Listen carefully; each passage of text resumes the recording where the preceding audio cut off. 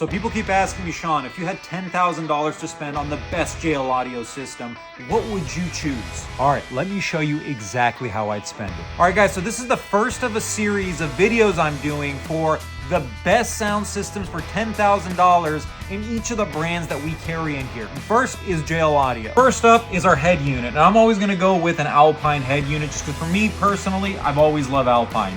ILX509, if you can't do a floating screen, a 507's fine. Why? Well, wireless Apple CarPlay, clean signal, very DSP friendly, super reliable. They're like the Apple of car audio head units. For mids and highs, I'm running the JL Audio VXi800A. This amp isn't just power, it's a full DSP brain. Time alignment, EQ, crossover slopes, phase control, all inside the amp. That lets me run the system fully active, meaning no passive crossovers. Each speaker gets its own dedicated channel, tuned precisely to the car. Up front, I'm doing the JL Audio C6 three-way components. Why three ways? Because you get a real concert level front sound stage. Mid bass down low, dedicated mids, and crisp highs that don't scream at you. This is how you make the music feel like it's coming through the windshield and not your door panels. For rear fill, I'm not too much of a stickler. I'll probably just run the JL Audio C3s because rear speakers shouldn't overpower the front.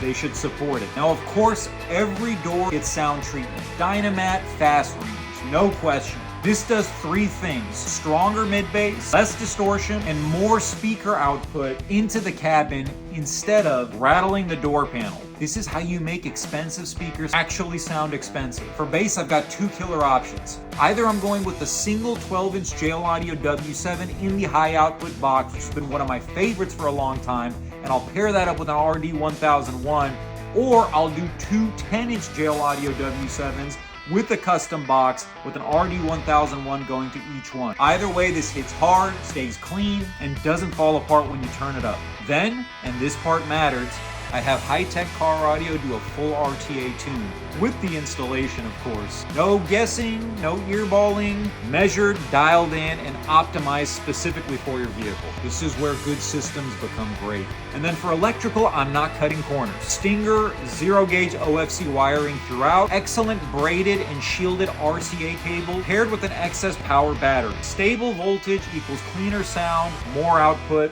much longer equipment life. So yeah, if you give me $10K and say build the JL Audio system of your dreams, that would be it. Is it the best equipment on planet Earth?